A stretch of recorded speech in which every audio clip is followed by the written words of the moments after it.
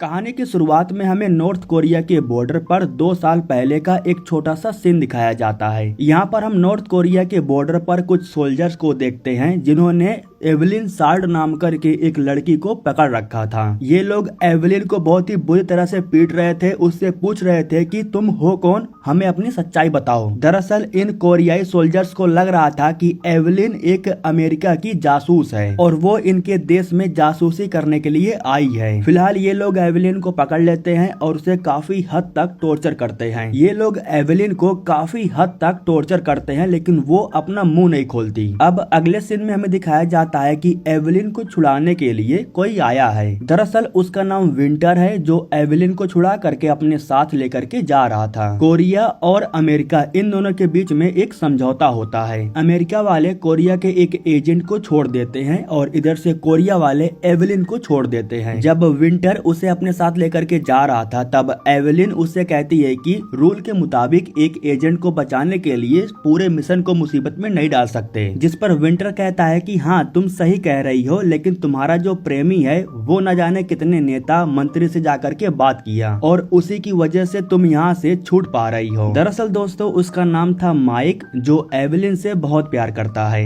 अगर वो अपनी तरफ से कोशिश नहीं किया होता तो एवलिन का छूटना नामुमकिन था। एवलिन उससे कहती है कि मैं एक CIA की एजेंट हूँ, हमारा कोई ठिकाना नहीं होता है, हम दोनों ने एक साथ एक अच्छा वक्त बिताया है और अब बेहतर यही है कि तुम मुझे छोड़ दो और एक नई शुरुआत करो। मैं अपने साथ तुम्हारी जान खतरे में नहीं डालना चाहती हूँ। जिस पर माइक कहता है कि मुझे कोई फर्क नहीं पड़ता, जब तक ये जिंदगी है इसे मैं तुम्हारे साथ जीना चाहूंगा। मैं मरते दम तक तुम्हारे साथ रहना चाहता हूँ और तुम्हें खुश रखना चाहता हूँ। एवलिन यह सब सुन करके काफी ज्यादा इमोशनल हो जाती है। अब दोस्तों सीन शिफ्ट होता है प्रेजेंट टाइम में। आज से 2 साल पहले माइक ने जिस तरीके से एवलिन को बचाया था यह देख करके एवलिन ने उसे अपना दिल दे बैठा है। एवलिन को बचा करके वापस लाने के बाद माइक उससे शादी कर लेता है और वैसे आज इनका शादी का सालगिरह था। 2 साल हो चुके हैं लेकिन अभी भी एवलिन CIA की एजेंट है, मतलब उसने काम को छोड़ा नहीं है और उसके साथ जो विंटर था वो अभी भी काम कर रहा है। आज एनिवर्सरी थी इसलिए एवलिन जल्दी घर जाना चाहती थी। ये जैसे निकलने वाले थे तो उसी वक्त एक स्टाफ भागते हुए आता है और वो इन्हें बताता है कि एक रूसी आया है जो हमें कुछ जानकारी देना चाहता है। इन्हें लगा कि वो कुछ खास जानकारी लेकर के आया होगा, इसलिए ये लोग रूसी से बात करने के लिए चले जाते हैं। वैसे दोस्तों मैं आपको बता दूं कि उसका नाम था ओर्लो और वो सिर्फ एवलिन साल्ट से बात करना चाहता था, इसीलिए सिर्फ एवलिन उससे बात करने के लिए अंदर जाती है। हालांकि इनके बीच जो बातें होने वाली थी वो बाहर के लोग भी सुन रहे थे। वो एवलिन से कहता है कि मैं तुम्हें बहुत ही जरूरी जानकारी देने वाला हूँ, लेकिन उससे पहले तुम्हें एक कहानी सुननी होगी। एवलिन भी उसकी कहानी सुनने के लिए तैयार हो जाती है क्योंकि वो अब अंदर आ गई है तो कहानी तो सुनना ही होगा। तो अब जब वो कहानी सुनाना शुरू करता है तब हमें 1975 का सीन दिखाया जाता है। ये वो समय है जब अमेरिका और रूस के बीच कोल्ड वॉर हो रहा था। एक दिन अमेरिका के जिम्नासियम में सासा नाम करके एक सोवियत पहलवान आती है। यहाँ उसकी मुलाकात पहली बार नुमोरा से हुआ। पहली नजर में इन दोनों को प्यार हो गया और इन दोनों ने शादी कर लिया। शादी के 1 साल बाद ही इन्हें एक बच्ची की प्राप्ति भी हुई, लेकिन इनकी किस्मत शायद बहुत खराब थी क्योंकि उस बच्ची को तेज बुखार हो गया और उसकी मौत हो गई। उस बच्चे की मौत हुई और उसे दफनाया भी गया, लेकिन असल में नुमोरा की बच्ची जिंदा थी, बस वो किसी और की अमानत हो चुकी थी। जिस शख्स ने उसकी बच्ची को चुरा लिया था या फिर किडनैप कर लिया था वो रूस का बहुत बड़ा जासूस था।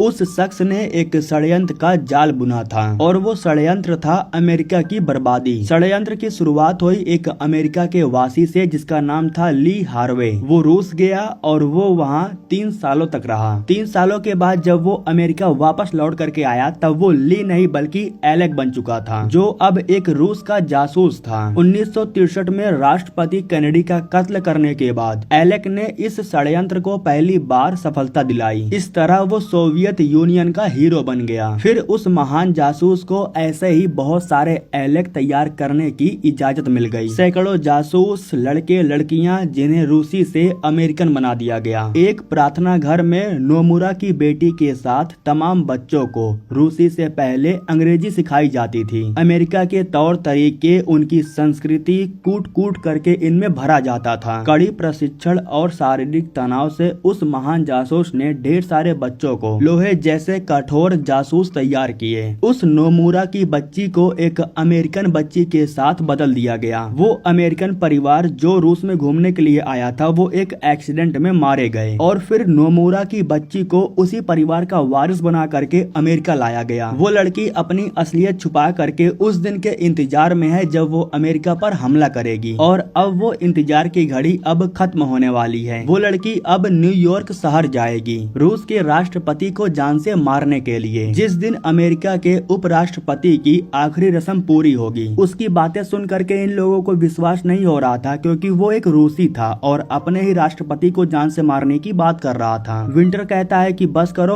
अब बकवास बहुत हो गया। इतना सुनते ही जो एवेलिन थी वो कमरे से बाहर आने लगती है, लेकिन तभी ओर्लो कहता है कि उस लड़की का नाम है एवेलिन साल्ट। एवेलिन का नाम सुनते ही सबके सब दंग रह जाते हैं क्योंकि इनके पास एक मशीन थी जिससे सच और झूठ का पता किया जा सकता था। इस मशीन के जरिए इन्हें मालूम चलता है कि ओर्लो ने अभी तक जो कुछ भी कहा है वो बिल्कुल सच है। इसलिए अब इन लोगों को एवेलिन पर डाउट होने लगता है। वो जैसे यहाँ से बाहर निकलने वाली थी तो उसी वक्त डेनियल उसे रोक देता है। दरअसल डेनियल एक FBI का एजेंट है और वो इस केस को हैंडल कर रहा है। वो एवेलिन से कहता है कि मशीन सच पकड़ लेती है। तभी एवेलिन कहती है कि उस मशीन को मैं 6 में से 5 बार हरा सकती हूँ, उसकी मुझे ट्रेनिंग दी गई है और उसे भी ट्रेनिंग दी गई है। के बाद एवेलिन बाहर आ जाती है क्योंकि वो अपने पति के पास कॉल करना चाहती थी। जब वो कॉल करती है तो शायद माइक काम में बिजी था इसलिए वो उसका कॉल नहीं रिसीव कर पाता। दरअसल एवेलिन को डाउट हो रहा था कि उसके पति की जान खतरे में है, लेकिन वो कुछ नहीं कर सकती थी क्योंकि डेनियल उससे कहता है कि जब तक सच्चाई का पता नहीं चल जाता तब तक तुम यहाँ से नहीं जा सकती।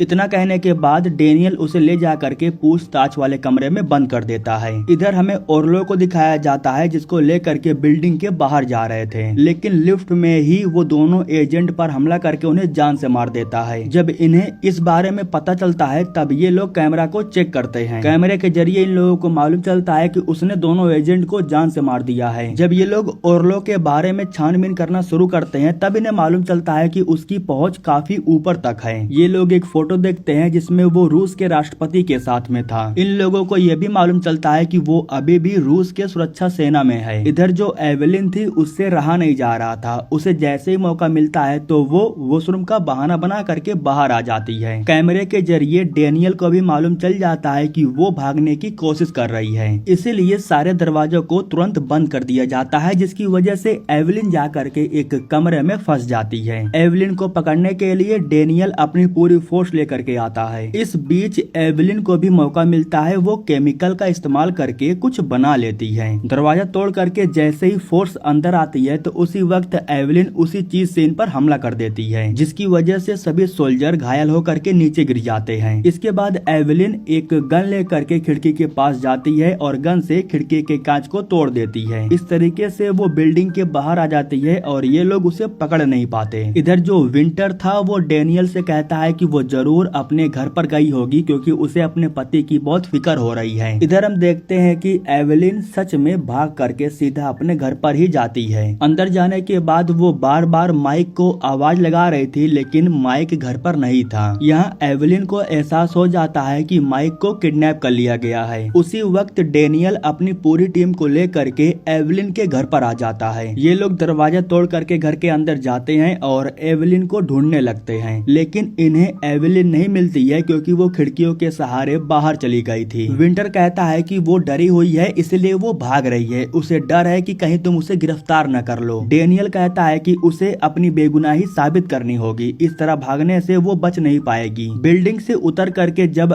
एवेलिन यहाँ से जा रही थी तो उसी वक्त विंटर भी बिल्डिंग के बाहर आ जाता है और वो एवेलिन को देख लेता है। एवेलिन को भी जैसे ही इन सब के बारे में मालूम चलता है तो वो भी अपनी जान बचा करके भागने लगती है, लेकिन वो ज्यादा दूर तक भाग नहीं पाती है। दोनों तरफ से फोर्स आ करके उसे घेर लेती है। एवेलिन दोनों तरफ से घिर चुकी थी। वो डेनियल से कहती है कि मुझे अपने पति की जान बचानी है, मुझे जाने दो। डेनियल कहता है कि तुम यहाँ से कहीं नहीं जा सकती हो, तुम्हें खुद खुद को हमारे हवाले करना होगा। एवलिन को मालूम चल गया था कि चाहे कुछ भी हो जाए ये लोग उसे गिरफ्तार करके ही रहेंगे। उसी वक्त एवलिन को एक ट्रक दिखाई देता है जो कि सामने की तरफ से आ रहा था। जैसे ही उसे मौका मिलता है तो ब्रिज के ऊपर से उसे ट्रक के ऊपर जंप कर देती है। इस तरीके से दोस्तों एवलिन भागने में कामयाब हो जाती है। वो यहाँ से सीधा न्यूयॉर्क जाकर के पहुँचती है जहाँ वो एक होटल बुक करती है। यहाँ पर हमें मालूम चलता है कि उसके पास तो ढेर सारे हथियार हैं। मतलब कि ये बात सच है कि वो न्यूयॉर्क इसलिए आई है क्योंकि वो रूस के राष्ट्रपति को जान से मारना चाहती है। मतलब कि ये बात भी सच है कि वो एक रूसी जासूस है। तो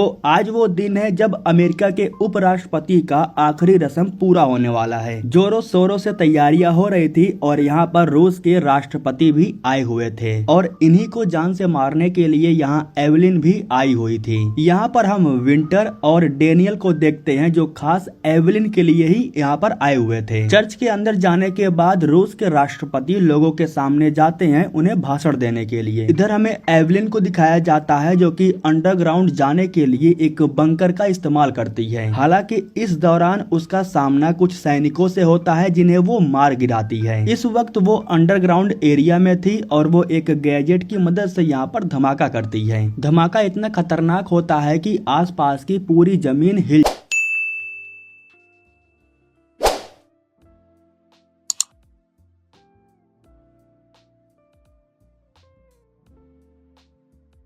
जाती है। जमीन टूटने की वजह से रूस के राष्ट्रपति नीचे जाकर के गिर जाते हैं। धमाके के बाद लोग अपनी जान बचा करके यहाँ से भागने लगते हैं। इधर नीचे के साइड में जो एवलिन थी वो रूस के राष्ट्रपति को गन से शूट कर देती है। गन चलने की आवाज जैसे ही डेनियल सुनता है तो वो भाग करके उस लोकेशन पर जाता है जहाँ वो राष्ट्रपति को देखता है जो जमीन पर मरे पड़े हुए थे। यहाँ एवलिन पहले से ही डेनियल पर गन तान रखे थी, लेकिन पता नहीं क्यों वो डेनियल को गन से शूट नहीं करती, बल्कि एवलिन के पास अभी भी भागने का बहुत अच्छा मौका था, लेकिन फिर भी वो खुद को सरेंडर कर देती है। अब ये हादसा हुआ था न्यूयॉर्क में, इसीलिए ये पूरा केस न्यूयॉर्क के पुलिस के हाथों में था। इसीलिए विंटर और डेनियल ये दोनों इस केस को अपने हाथों में नहीं ले पाते। न्यूयॉर्क की पुलिस एवलिन को पकड़ लेती है और गाड़ी में बैठा करके उसे थाने में लेकर के जाने लगती है। जब पुलिस उसे लेकर के जा रही थी तब एवलिन को मौका मिलता है और वो पुलिस वालों पर हमला कर देती है। ड्राइवर का बैलेंस बिगड़ने की वजह से बहुत ही बुरी तरह से एक्सीडेंट हो जाता है। जैसे ही यहाँ पर भीड़ इकट्ठा होती है तो एवलिन को यहाँ से भागने का मौका मिल जाता है। कार से बाहर आने के बाद वो धीरे से यहाँ से निकल जाती है। बोट की मदद से वो एक लोकेशन पर जाती है जहाँ उसकी मुलाकात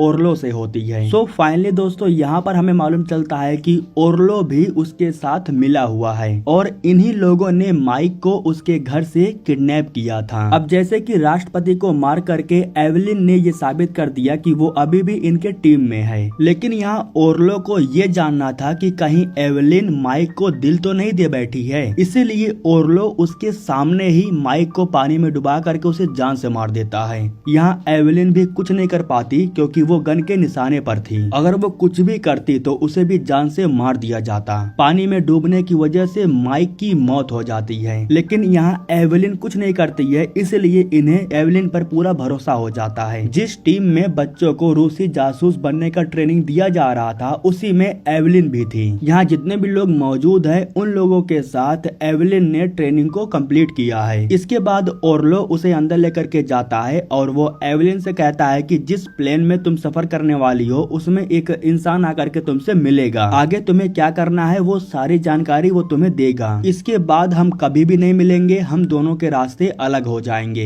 यहाँ एवलिन को जैसे ही मौका मिलता है तो वो बोतल से ओर्लो पर हमला कर देती है। उसी बोतल को उसके गले में घुसा करके उसे जान से मार देती है। इसके बाद वो जा करके कुछ गन्स और बॉम्ब्स को लेकर के बाहर आती है। बाहर आने के बाद वो धमाका करती है और गन से सभी लोगों को शूट करने लगती है। एक एक करके वो सबको जान से मार देती है। दरअसल वो इन सबको मार करके माइक का बदला ले रही थी क्योंकि वो भी माइक से बहुत प्यार करती थी। इसके बाद वो जा करके उसी उसी प्लेन में बैठ जाती है जहाँ उसे जाने के लिए कहा गया था। कुछ समय के बाद प्लेन के अंदर स्नाइडर नाम करके एक इंसान आता है। उसको देखते ही एवलिन उसे पहचान लेती है। दरअसल ये भी एवलिन के टीम में ही था, उसके साथ ट्रेनिंग कर रहा था। बस इनकी मुलाकात लगभग 3-4 सालों के बाद हो रही थी। यहाँ वो एवलिन को बताता है कि हमारा मिशन है उस सुरंग तक पहुँचना जो राष्ट्रपति के दफ्तर से 8 मंजिल नीचे है और इसी जगह पर राष्ट्रपति मौजूद होंगे। मैं राष्ट्रपति के दफ्तर में नेटो के जरिए 3 सालों से काम कर रहा हूँ, इसलिए मैं तुम्हें अपना असिस्टेंट बना करके आराम से अंदर ले जा सकता हूँ। वो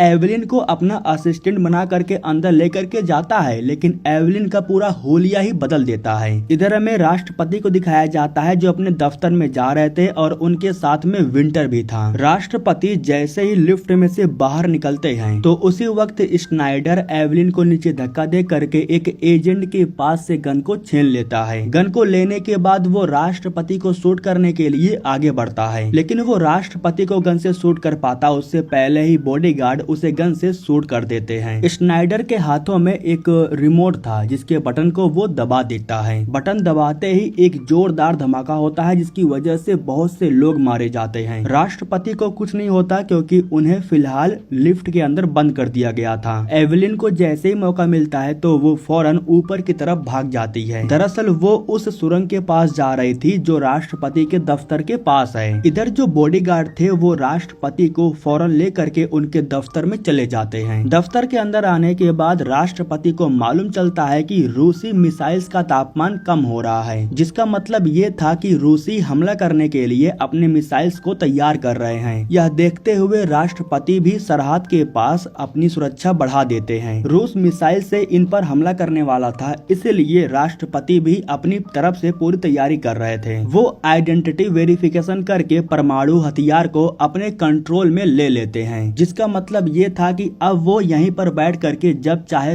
तब मिसाइल्स को लॉन्च कर सकते हैं। इधर हमें एवलिन को दिखाया जाता है जो राष्ट्रपति के दफ्तर की तरफ ही आ रही थी। उसका सामना 2 एजेंट से होता है जिन्हें वो जान से मार देती है, लेकिन गलती से वो कैमरे में दिख जाती है जिसकी वजह से राष्ट्रपति को भी मालूम चल जाता है कि उन्हें मारने के लिए कोई आ रहा है। इसीलिए उसे खत्म करने के लिए वो अपने स्पेशल फोर्सेस को भेज रहे थे, लेकिन तभी अचानक से विंटर इन पर फायर हो जाता है। वो गन को छीन लेता है और दफ्तर में बैठे जितने भी लोग थे सभी को वो शूट करके उन्हें जान से मार देता है। आखिरी में बचे हुए थे सिर्फ राष्ट्रपति, जिससे वो कहता है कि मिसाइल्स को लॉन्च करो, लेकिन वो मना कर देते हैं, इसीलिए वो उन्हें भी गन से शूट कर देता है। उसी वक्त यहाँ पर एवलिन आ जाती है जो राष्ट्रपति को मारते हुए विंटर को देख लेती है। इस तरीके से यहाँ पर एवलिन को भी मालूम चल जाता है कि इन दोनों का मिशन सेम है। एवलिन उससे कहती है कि मैंने कभी तुम्हें अपनी टीम में देखा नहीं, जिस पर विंटर कहता है कि तुमने इसलिए नहीं देखा क्योंकि मैं तुमसे एक क्लास पीछे था। टीम में तुम्हारे जैसा और कोई नहीं था, तुम ओरलो की फेवरेट थी, लेकिन अफसोस मिसाइल्स को लॉन्च करने के लिए मुझे चुना गया है। यहाँ एवलिन को मालूम चलता है कि वो लगभग 3 से 4 देशों पर मिसाइल्स को लॉन्च करने वाला है। दरअसल वो इन सब पर मिसाइल इसलिए लॉन्च कर रहा था क्योंकि वो लाखों मुसलमानों को मार करके उन्हें अमेरिका के खिलाफ भड़काना चाहता था और यही उसका मिशन था। लेकिन तभी एवलिन उससे कहती है कि मुझे अंदर आने दो, तुम मेरे इतने करीब थे लेकिन मैं तुम्हें पहचान नहीं पाई, मैं तुम्हारे साथ रहना चाहती हूँ, प्लीज मुझे अंदर आने दो। विंटर उसकी बात मान करके गेट खोलने के लिए जा रहा था, लेकिन तभी विंटर के सामने एक सच्चाई का खुलासा होता है। टीवी के जरिए उसे मालूम चलता है कि रूस के राष्ट्रपति अभी भी जिंदा हैं, जबकि एवलिन ने उन्हें गन से शूट कर दिया था। न्यूज पर यह भी बताया जा रहा था कि उन्हें गन से शूट नहीं किया गया था, बल्कि किसी जहरीली मकड़ी का जहर दिया गया था, इसीलिए उनका शरीर पैरालाइज हो गया था, लेकिन फिलहाल वो ठीक हो गए हैं। अब इस तरीके से विंटर को मालूम चल जाता है कि एवलिन अपनी टीम से गद्दारी कर रही है। वो एवलिन से कहता है कि जिस तरीके से माइक ने तुम्हें कोरिया के लोगों से बचाया था, उसी वक्त तुम उसे अपना दिल दे बैठी थी। मुझे उसी वक्त पता चल गया था कि तुम अब हमारे साथ नहीं रही, तुम्हें माइक को अपना साथी बनाना था, पति नहीं, इसीलिए मैंने ओरलो से उसे किडनैप करवा दिया। जब वो पूछता है कि माइक अभी है कैसा, तब एवलिन बताती है कि मैंने ओरलो को जान से मार दिया, जिस पर विंटर कहता है कि तुमने बहुत अच्छा किया, वरना मैं उसे जान से मार देता। CIA में तुम्हारा भांडा फोड़ने के लिए मैंने ही उसे डराया धमकाया। वो चाहता था कि तुम इस मिशन से जिंदा वापस लौट करके आओ, पर मुझे किसी पर इल्जाम लगाना था, इसलिए मैंने तुम्हें फंसाया। यह सब जान करके एवलिन को गुस्सा तो बहुत आता है, लेकिन वो कुछ कर नहीं पाती है। मिसाइल्स को लॉन्च करने के लिए वो राष्ट्रपति के जरिए आइडेंटिटी वेरिफिकेशन करता है। इतने में एवलिन भी गन के जरिए दरवाजे को तोड़ करके अंदर आ जाती है और फिर इन दोनों के बीच में फाइट होने लगती है।